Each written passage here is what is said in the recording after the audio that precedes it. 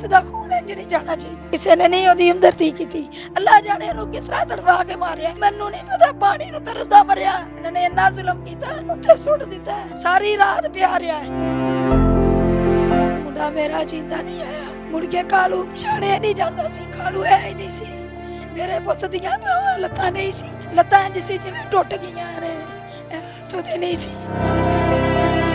एक दिन पहले कॉल की थी, उन्हें लाइटां बंद कर दी थी। इन्हें क्या कह दो मैं नहीं घर रहेगा, मैं नहीं जाना। दूसरे दिन फिर आया, खुद आया, इन्हू लेके गया। इन्हें पूछा मैं केड़े कपड़े पावां, जड़ी जगह ते केड़ी जगह ते जाना है। चले गया। सारी रात असीं 12:30 बजे तक इन्हू कॉल की थी। 12:30 बजे पौना 1 दा टाइम होएगा, साडी गल होई है। छोटी मेरी बेटी ने कहा कि किथे गए, टाइम वेख तो की हो गया। कहंदा मैं सदर गया, अद्धे घंटे च तुहाडे कोल। उस तो बाद गल नहीं हुई। ਬੱਚੇ ਜਿਹੜੇ ਜਿਨ੍ਹਾਂ ਨਾਲ ਗਿਆ ਸੀ ਉਹ ਵੀ ਸੁਣਿਆ ਫਰਾਰ ਨੇ। ਉਹ ਨਹੀਂ ਲੱਭਦੇ ਪਏ, ਉਹ ਮੁੰਡੇ ਕੋਈ ਨਹੀਂ ਹੈ। ਹੁਣ ਮੁੰਡੇ ਦੀ ਮਈਅਤ ਚੁੱਕਣੀ ਸੀ। ਰਿਆਨ ਦਾ ਫੋਨ ਆਇਆ, ਉਹਨੇ ਕਿਹਾ ਆਂਟੀ ਨੂੰ ਕਹੋ ਮੁੱਕ ਮੁਕਾ ਮੇਰੇ ਨਾਲ ਮੁੱਕ ਲੈਣ। ਕੀ ਮੁੱਕਾ ਮੈਂ ਉਹਦੇ ਨਾਲ? ਤੇਰੀ ਪੂਰੀ ਨਸਲ ਵੀ ਆ ਜਾਏ ਤੇ ਮੇਰਾ ਪੁੱਤ ਨਹੀਂ ਲੱਭ ਸਕਦਾ। जब जैब कुआं पे गया हूँ तो वहाँ पे जो है ना उन लोगों ने उठा के उसको 4 पे रख दिया हुआ था। और जो पीछे लॉन्ड्री एरिया होता है वहाँ पे उसका जो है ना वो ब्लड ही ब्लड मेरे से बर्दाश्त नहीं हुआ कि CCD जो है ना इस केस को ले और वो इन्वेस्टिगेशन करें और वो भी इनके साथ वैसा ही सलूक करे जो इन्होंने हमारे भाई के साथ उसको नाहक कत्ल किया। जैसे हमारा गया वैसे ये जाएं तो फिर हमारे को सुकून मिलता है। आगे हमारे की मैयत हो, पीछे इनकी।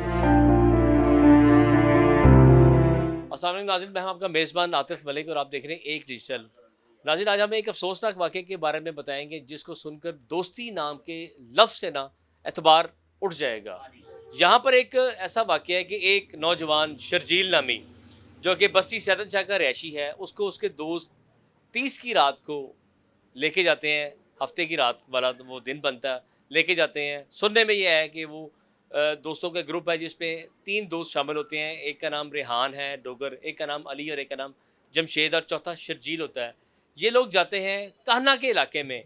वहाँ पर एक फ्लैट में जाते हैं। वहाँ पे ये लोग किसी दोस्त के फ्लैट में गए होते हैं। वहाँ पे क्या करते हैं रात को अभी ये कब कहना कबल वक्त है, लेकिन अचानक 31 की सुबह 11 बजे के करीब रेहान डोगर के मोबाइल फ़ोन से एक इनके महल्लेदार को फ़ोन आता है कि जाके शर्जील की वालदा को बताओ कि उनका बेटा जो है वो छत से गिर गया है।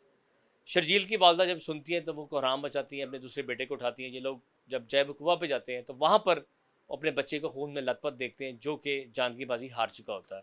अब बात करते हैं शर्जील की वालदा से कि ये वाक़या कब हुआ और शर्जील जो है वो करता क्या था, और जो शर्जील के दोस्त हैं वो अभी तक फ़रार हैं, गिरफ़्तार नहीं हुए। उनकी आला हुकाम से क्या अपील है? अस्सलाम वालेकुम जी। वालेकुम सलाम। अड़ी ये आपका बेटा शर्जील नौजवान, उसकी उम्र 25 साल, एक बेटा है उसका जी। और इत्तेफाक से आपको फ़ोन आता है कि उसकी फौत हो जाता है वो जी। तो क्या वाक़या है? दोस्त कैसे लेके जाते हैं? ਰਾਤ ਨੂੰ ਗਏ ਨੇ, 30 ਦੀ ਰਾਤ ਹੈ। ਰਾਤ ਨੂੰ ਲੈ ਕੇ ਗਏ ਨੇ। ਪਹਿਲੇ ਕਾਲ ਕਰਦਾ ਰਿਹਾ। ਇੱਕ ਦਿਨ ਪਹਿਲੇ ਕਾਲ ਕੀਤੀ, ਉਹਨੇ ਲਾਈਟਾਂ ਬੰਦ ਕਰ ਦਿੱਤੀਆਂ। ਇਹਨੇ ਕਿਹਾ ਕਹਿ ਦੋ ਮੈਂ ਨਹੀਂ ਘਰ ਰਹੇਗਾ, ਮੈਂ ਨਹੀਂ ਜਾਣਾ। ਦੂਸਰੇ ਦਿਨ ਫਿਰ ਆਇਆ, ਖੁਦ ਆਇਆ, ਇਹਨੂੰ ਲੈ ਕੇ ਗਿਆ। ਇਹਨੇ ਪੁੱਛਿਆ ਮੈਂ ਕਿਹੜੇ ਕੱਪੜੇ ਪਾਵਾਂ, ਜੜੀ ਜਗ੍ਹਾ ਤੇ ਕਿਹੜੀ ਜਗ੍ਹਾ ਤੇ ਜਾਣਾ ਹੈ, ਮੈਨੂੰ ਉੱਥੋਂ ਦਾ ਕੋਈ ਹਵਾਲਾ ਦੱਸ, ਮੈਂ ਉਹਦੇ ਨਾਲ ਦੇ ਉਸੇ ਤਰ੍ਹਾਂ ਦੇ ਕੱਪੜੇ ਪਾਵਾਂ। ਇਹ ਚਲੇ ਗਿਆ। ਸਾਰੀ ਰਾਤ ਅਸੀਂ 12:30 ਵਜੇ ਤੱਕ ਇਹਨੂੰ ਕਾਲ ਕੀਤੀ। 12:30 ਵਜੇ ਪੌਣਾ 1 ਦਾ ਟਾਈਮ ਹੋਏਗਾ, ਸਾਡੀ ਗੱਲ ਹੋਈ ਹੈ, ਸ਼ਰਜੀਲ ਨਾਲ ਗੱਲ ਹੋਈ ਹੈ। ਛੋਟੀ ਮੇਰੀ ਬੇਟੀ ਨੇ ਕਿਹਾ ਕਿ ਕਿੱਥੇ ਗਏ, ਟਾਈਮ ਵੇਖ ਤੋਂ ਕੀ ਹੋ ਗਿਆ। ਕਹਿੰਦਾ ਮੈਂ ਸਦਰ ਗया, ਅੱਧੇ ਘੰਟੇ 'ਚ ਤੁਹਾਡੇ ਕੋਲ। ਉਸ ਤੋਂ ਬਾਅਦ ਕਾਲ ਨਹੀਂ ਹੋਈ। ਠੀਕ ਹੈ। ਸਵੇਰ 9 ਵਜੇ ਕਾਲ ਆਈ ਇੱਕ, ਕੋਈ ਬੱਚਾ ਆਇਆ। ਮੈਨੂੰ ਉਹ ਮੁੰਡੇ ਦਾ ਨਹੀਂ ਸੀ ਪਹਿਲੇ ਪਤਾ, ਸਾਡੇ ਮਹੱਲੇ ਦਾ ਨਹੀਂ ਹੈ, ਬਸਤੀ ਦਾ। ਉਹਨੇ ਆ ਕੇ ਦਰਵਾਜ਼ਾ ਖੜਕਾਇਆ। ਦਰਵਾਜ਼ਾ ਖੜਕਾ ਕੇ ਕਿਹਾ ਸੈਮ ਬਾਬਾ ਦਾ ਘਰ ਕਿਹੜਾ? ਸੈਮ ਦਾ। ਮੈਂ ਅੰਦਰ ਜਾਗਦੀ ਵੀ ਸੀ ਕਿਉਂਕਿ ਮੈਂ ਪੂਰੀ ਰਾਤ ਨਹੀਂ ਸੁੱਤੀ ਸੀ। ਮੈਂ ਇਹਦੇ ਇੰਤਜ਼ਾਰ 'ਚ ਸੀ, ਮੈਂ ਨਹੀਂ ਸੁੱਤੀ। ਮੈਂ ਨੱਸ ਕੇ ਬਾਹਰ ਗਈ ਹਾਂ। ਮੈਂ ਕਿਹਾ ਉਹਨਾਂ ਦਾ ਦਰਵਾਜ਼ਾ ਨਾ ਖੜਕਾ, ਸਾਡਾ ਮੈਂ ਹੈ ਤੇਰੀ ਸ਼ਰਜੀਲ ਦਾ ਘਰ, ਇਹ ਸੈਮ ਬਾਬੇ ਦਾ ਘਰ। ਮੈਂ ਉਹਦੀ ਮਾਂ ਬੋਲਣੀ ਪਈ, ਦੱਸ ਕਾਲੂ ਕਿੱਥੇ ਹੈ? ਉਹਨੇ ਮੁੰਡੇ ਨੇ ਕਿਹਾ ਕਿ ਤੁਸੀਂ ਇਸ ਤਰ੍ਹਾਂ ਕਰੋ, ਮੁੰਡੇ ਨੂੰ ਕੋਈ ਬੁਲਾ ਦਿਓ। ਮੈਂ ਕਿਹਾ ਮੇਰੇ ਨਾਲ ਗੱਲ ਕਰ, ਮੈਂ ਉਹਦੀ ਮਾਂ ਆ, ਮੈਨੂੰ ਦੱਸ ਜੋ ਵੀ ਗਈ। ਉਹਨੇ ਮੈਨੂੰ ਸਾਈਡ 'ਤੇ ਕੀਤਾ, ਕਹਿੰਦਾ ਇਹ ਫੋਨ ਸੁਣ ਲਓ ਫਿਰ ਤੁਸੀਂ। ਪਹਿਲੇ ਉਹਨੇ ਫੋਨ ਦੇ 'ਤੇ ਉਹਨਾਂ ਨੂੰ ਕਿਹਾ ਕਿ ਮੈਂ ਵਾਲਦਾ ਨਾਲ ਗੱਲ ਕਰਵਾ ਦਾਂ। ਫੋਨ ਦੇ 'ਤੇ ਉਹਨੇ ਕਿਹਾ ਉਹਦੇ ਨਾਲ, ਉਹਨੇ ਕਿਹਾ ਕਰਵਾ ਦੇ। ਫਿਰ ਉਹਨੇ ਮੇਰੇ ਅੱਗੇ ਕੀਤਾ, ਹੈਲੋ ਜੀ ਤੁਸੀਂ ਗੱਲ ਕਰ ਲਓ।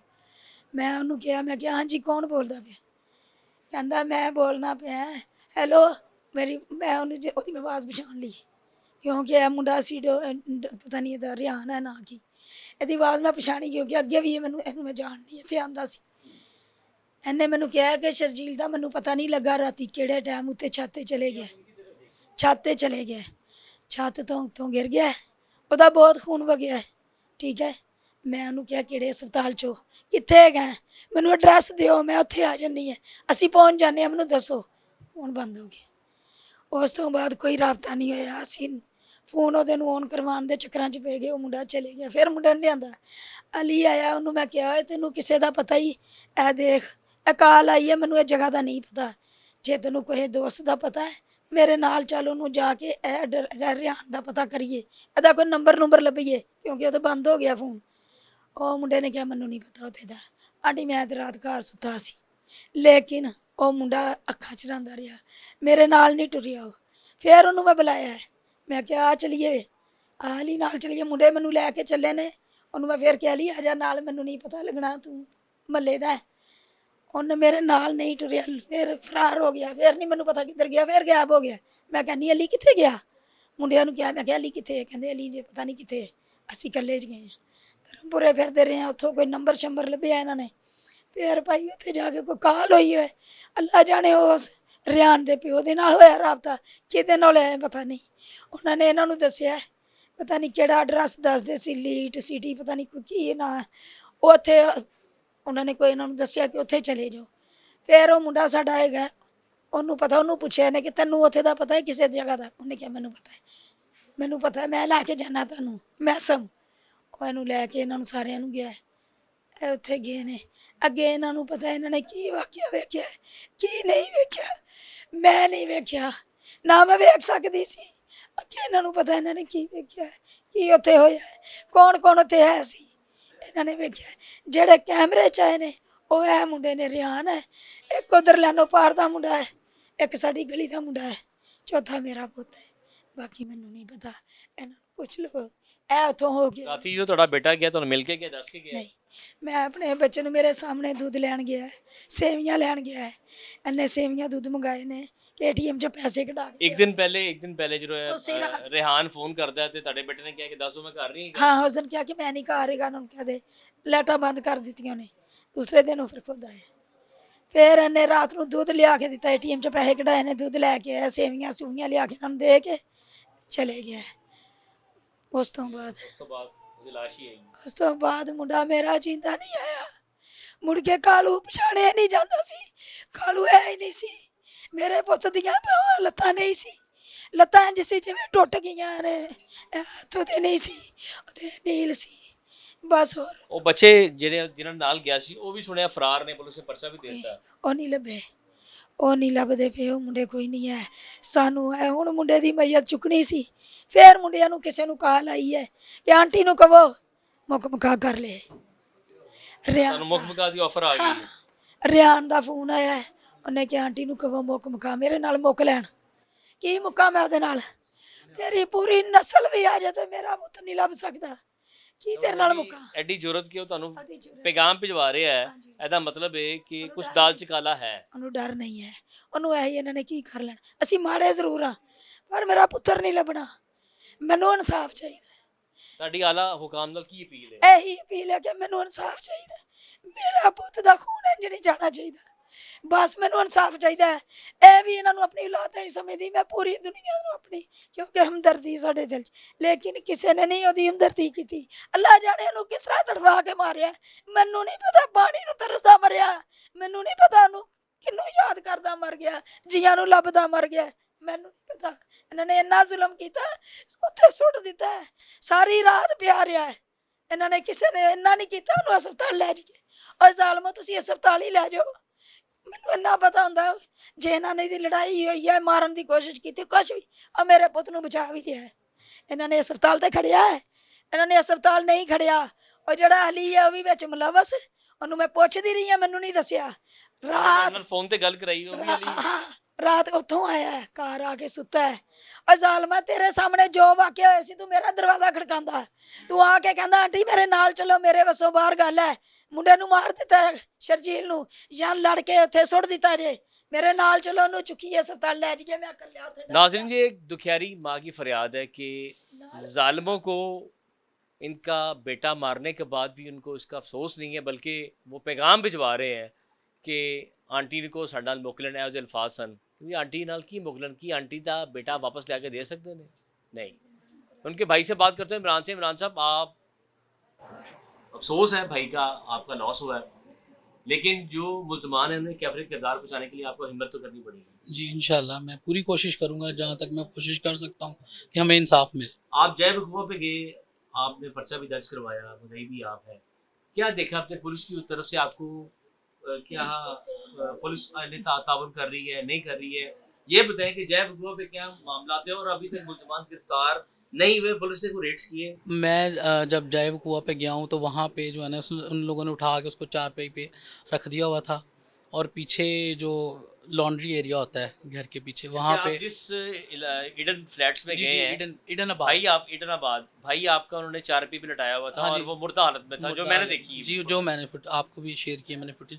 और जो पीछे लॉन्ड्री एरिया होता है फ्लैट के पीछे जहाँ पे वॉशिंग वगैरह करते हैं, वहाँ पे उसका जो है ना वो ब्लड मैंने देखा है, वहाँ पे बहुत ज़्यादा खून था, और जहाँ आप चारपाई पे रखा हुआ था वहाँ से भी उसका खून नीचे टपक रहा था। मेरे से बर्दाश्त नहीं हुआ, पुलिस वाले मुझे लेके बाहर आ गए, फिर वो मुझे ऊपर वाले फ्लोर पे लेके गए जहाँ से बताया जा रहा है कि जी वो गिरा है। वो मैंने जगह भी देखी है, वो छोटी सी जगह है जहाँ से वो कह रहे हैं कि वो गिरा है, और उसके आगे छोटी सी उन्होंने वो एक बनाई हुई है, एक बन्नी सी भी बनाई हुई है, तो पैर वगैरह फिसल के बंदा वहाँ से गिर नहीं सकता, मतलब इतनी वहाँ पे वो थी चीज़। तो ये चीज़ तो मैं नहीं मान पाया कि वो उसको जो है वो खुद गिरा होगा। मुझे तो ये मर्डर की तरफ जो है ना वो लग रहे थे उसके साथ, ठीक है। मुझे पुलिस वालों ने फिर वहाँ पे सीसीटीवी फुटेज दिखाई है, जो जो वहाँ पे लोग मौजूद थे। अली को देख के मैं हैरान हुआ कि ये तो हमारे साथ सुबह से फिर रहा था, ढूंढ रहा था उसको, वो हमारे साथ ढूंढ रहा था उसको। यानी कि अली लड़का जो एफआईआर में नॉमिनेटेड है, हाँ, वो सुबह से आपके वो फोन हमें पे कह- बातें भी करा रहा है। वो कह रहा है कि मुझे पता ही नहीं है वो रात का किधर है।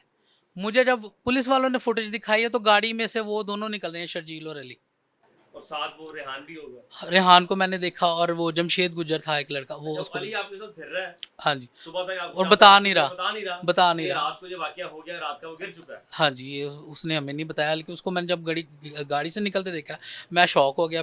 फिर मैंने उसका भी नाम एफआईआर में लिखवाया, जिसको मैं आइडेंटिफाई कर सकता था। कुछ और भी लोग थे जिनको मैं नहीं जानता था, वो हमने नामालूम अफराद के नाम से उनको एफआईआर में जो है ना वो दर्ज करवाया उनका नाम, और गाड़ी जो थी वहाँ पे वो यूज़ कर रहे थे उसको भी एफआईआर में गाड़ी किसकी दर्ज। थी वो? गाड़ी वो थी रेहान डोगर की गाड़ी थी, उनका रेंटे कार का काम है, तो वो अपनी गाड़ी लेके गया हुआ था। वो गाड़ी पुलिस के अभी आपकी तहवील- वालदा ने बताया कि इनको मैसेज आया रेहान डोगर की तरफ से कि आंटी को साडा मोकला है। हाँ जी, मैं इस चीज़ का मुझे नहीं, मैं जनाजा लेके गया हुआ था, पीछे कहीं इनको कॉल आई। यानी पुलिस की जानिब से आपको पुलिस ने मुतहफ़्फ़िज़ात हो, पुलिस ने आला जो है ना, हुकाम से तो अपील करना चाहते हो? मैं यही चाहता हूँ कि हमें इंसाफ चाहिए और हमें तहफ़्फ़ुज़ भी चाहिए। ये लोग डरते नहीं हैं, ये जैसे हमें डीलों की जो है ना वो दे रहे हैं दावतें, तो ये लोग डरते नहीं है, कुछ भी कर सकते हैं। तो हमें एक तो इंसाफ अभी भी चाहिए और आपके- प्रोटेक्शन भी चाहिए। अभी आपके भाई की कब्र की मट्टी जो है वो अभी तक गीली है और ये हाँ ऑफर्स जी, भी आपको दे दी जी गई। बिल्कुल बिल्कुल। और बल्कि अभी उसको हमने दफन भी नहीं किया, और उनकी ज़मानतें, उन्होंने अपनी ज़मानतें करवा ली हुई हैं, ये भी हमें पता है। हमें कॉल करके बताया कि ज़मानत करवा ली हुई हमने। अच्छा, आपको उन्होंने ये भी मैसेज दे दिया हमने बेले हाँ, करवा दी। हमने बेलें करवा ली हैं, इसीलिए हमने एहतजाज किया फिर माल रोड के ऊपर जाके कि हमारा बेटा जो है वो अभी कब्र के नीचे भी नहीं गया, और पुलिस ने इन लोगों को पकड़ा नहीं है, और उन्होंने उल्टा ज़मानतें भी करवा ली हैं। तो इसका मतलब पुलिस हमारे लिए कुछ नहीं कर रही। पुलिस के को आला हुकाम ने आपसे रब्ता किया हो या फिर आपकी जब को हम- आला हुकाम से अपील हो? जी, हमारी यही अपील है कि हमें इंसाफ दिया जाए और मेरिट पे जो है ना वो इस केस को देखा जाए और काम किया जाए इस केस पे।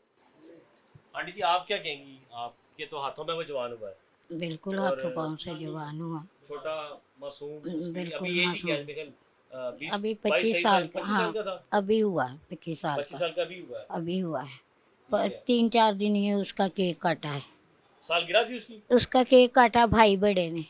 अच्छा जी, हाँ सालगिरह थी जी, उसकी? की कब बर्थडे थी उसकी? 8 अगस्त को हमने केक काटा 8 था अगस्त उसका। को आप उसकी सालगिरह बड़े। हाँ जी, वो वीडियो भी है मेरे पास उसकी, जब हम बर्थडे करें इसी रूम में, अच्छा, अच्छा। और बस 20 दिन के बाद। अब उनकी नानी से बात कर रहे हैं, नाज़रीन उनसे पूछते हैं कि 8 अगस्त को शर्जील की सालगिरह थी और नानी भी इसमें शामिल थी। मैं शामिल नहीं थी, मुझे उसकी वीडियो दिखाई है, वो केक काट रहा सबको दे रहा है। मैंने ये वीडियो उसकी फौतगी पे मैं आई हूँ तो देख रही हूँ। ये मुझे वो दिखा रहे हैं कि ये देखो अपना केक दे रहा है। तो आज मैंने पुलिस वाले को ये कहा है कि जैसे हमारा गया है वैसे ये जाएं तो फिर हमारे को सुकून मिलता है। आगे हमारे की मैयत हो, पीछे इनकी हो, जिन्होंने हमारे साथ ऐसे किया फिर मानेंगे हम। आजकल की पुलिस है भिगा के मारती है, ऐसे मारती है, फिर हमें पता चलेगा। अभी हमें कुछ नहीं, हमें इंसाफ चाहिए बस। इमरान साहब, एक नया डिपार्टमेंट बना है सीसीडी, आप उसकी सुन रहे होंगे रोजाना बेसिस के ऊपर कि वो डेली बेसिस के ऊपर ऑपरेशंस कर रहे हैं क्रिमिनल्स के खिलाफ। कोई आप मैसेज देना चाहते हो? हम तो ये रिक्वेस्ट करते हैं कि सीसीडी जो है ना इस केस को ले और वो इन्वेस्टिगेशन करें और वो भी इनके साथ वैसा ही सलूक करें जो इन्होंने हमारे भाई के साथ उसको नाहक कत्ल किया। उसको नाहक कत्ल किया गया, उसकी ब्लीडिंग ही नहीं रुकती थी। उसको मैं घर भी ले आया हूँ, उसको कफन नफन भी दिया, उसकी ब्लीडिंग नहीं रुक रही थी। नाजरीन, ये एक बड़ा अफसोसनाक वाक़या है कि दोस्तों ने एक बच्चे को घर से लेके जाते हैं बड़े अच्छे माहौल में, वालदा उसको प्यार देती है, 8 अगस्त को उसकी सालगिरह मनाई जाती है और 31 अगस्त को इतला आ जाती है उसकी माँ को सुबह सुबह कि उसका बेटा दुनिया में नहीं रहा। तो एक बड़ा दर्दनाक उस ख़तून के लिए ये वक्त होगा। आज एक बड़े भाई ने अपने छोटे भाई को जब कब्र में उतारा होगा तो उसकी क्या कैफियत होगी। तो दोस्ती नाम के लफ्ज़ से एतबार उठता गया, उठता जा रहा है। अक्सर वक़्वे सामने आते हैं कि दोस्त दोस्त को ले जाते हैं और मामूली सी बात पे झगड़ा होता है और उनमें से एक जान चली जाती है। तो मेरी आला हुकाम से अपील है कि इस ख़ानदान को जो तहफ़्फ़ुज़ात हैं उनके दूर किए जाएँ, इनके मुल्ज़मान को जल्द से जल्द कैफ़रे के दाँव तक पहुँचाया जाए। अपने मेज़बान आतिफ़ मलिक को इजाज़त दीजिएगा। जल्द ही मिलेंगे नई स्टोरी के साथ। अल्लाह हाफ़िज़।